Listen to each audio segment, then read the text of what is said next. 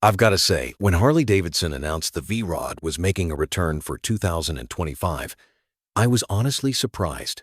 After being off the market since 2017, it felt almost legendary, like that rock band everyone thought would never get back together. Totally. The original V-ROD shook things up back in 2001, especially with that Porsche-designed engine. It wasn't your typical Harley, and that alone made it stand out for so many riders who wanted muscle but didn't want to give up performance. It's wild, isn't it? For a brand so rooted in tradition, bringing back something as radical as the V-ROD almost feels rebellious. I think Harley recognized just how passionate those fans were, the folks who wanted drag strip power wrapped in a Harley badge. What strikes me now is how the 2025 model isn't just a nostalgia trip, they've rebuilt it from the inside out for today's riders. It's almost like Harley saying, yeah, we remember the glory days, but we're not stuck in them. Speaking of not being stuck in the past, let's dig into the engine. That new 1250cc liquid-cooled V-twin isn't just about big numbers. It's sharper, smoother, and packed with tech. Around 150 horsepower and 125 newton-meters of torque. That's serious muscle. And what gets me is how they've balanced raw force with actual rideability. The ride-by-wire throttle, slipper clutch, those things mean you're not just holding on for dear life, but actually controlling all that power. It feels like they've tamed the beast, just enough. Exactly. It's not just about the loud throttle anymore. The cleaner fuel mapping and that throaty electronically controlled exhaust, Harley's managed to keep their signature rumble but made it way more sophisticated. Yeah, and the torque curve is so much broader now, so you get that punch almost anywhere in the rev range. It's a muscle bike, but way less unruly than folks might expect from the old days. What surprised me most is the design overhaul. They kept the long, low drag bike silhouette. But if you look closely, everything's sharper, sleeker lines, that huge rear tire, and now a lightweight alloy frame. I've always loved when a bike looks aggressive, but isn't just bulky for the sake of it. The V-ROD nails that. The LED lighting and that Street Glide-inspired headlight, those little touches pull in just enough retro without looking dated. And those aerodynamic curves? It almost feels sculpted, like every piece was designed for a reason, not just tossed on. It's got attitude, but it's actually elegant too, if that makes sense. Definitely.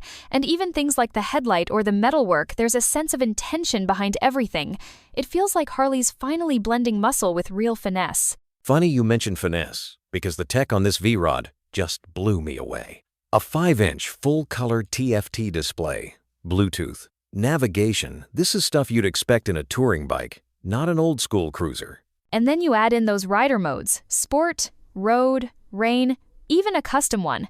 It's wild how each mode changes how the throttle and suspension react. Plus, Harley's latest safety suite means you're getting cornering ABS, traction control the works. Even the adaptive cornering lights are such a smart touch. You take a sharp turn at night and the road ahead actually lights up with you. It's a far cry from those old halogen bulbs. It's like they want the V-ROD to be comfortable in the city, on the highway, or tearing up a back road no matter the conditions. It's modern Harley innovation without losing the soul. After all that, I kept wondering, does the V-ROD actually handle as good as it looks?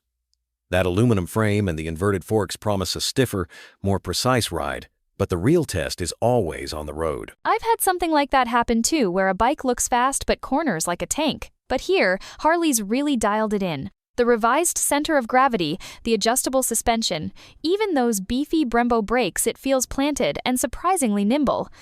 And despite that intimidating appearance, Harley's made it more accessible.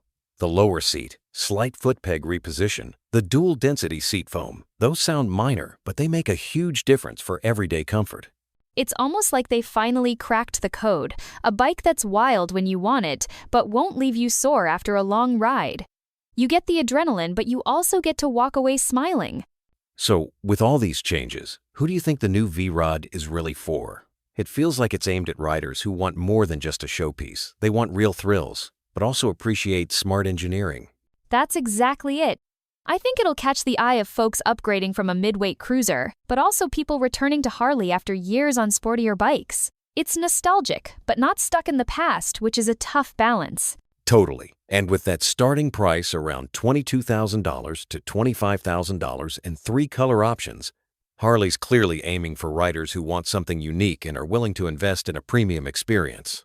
And with pre-orders opening early 2025, there's going to be a lot of buzz. I wouldn't be surprised if the matte red version sells out first. It's got that instant collector vibe. When you step back, it's clear the 2025 Volts ROD is more than just a returning model. It's Harley showing they can honor tradition while pushing forward smart tech, aggressive design, and a riding experience that feels fresh. Couldn't have said it better. It's a reinvention that respects its roots but refuses to play it safe. For fans, it's almost like welcoming back an old friend, only this time, they've come home stronger and sharper than ever.